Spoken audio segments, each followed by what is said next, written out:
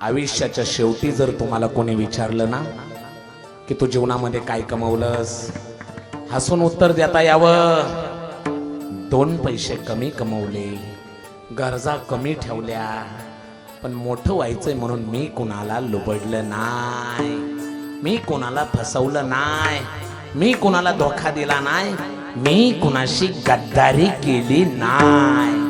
हे जर उत्तर तुमच्याकडे असेल ना, तुमचा शेवट गोड झाल्याशिवाय राहणार नाही, तुमचा शेवट गोड झाल्याशिवाय राहणार नाही.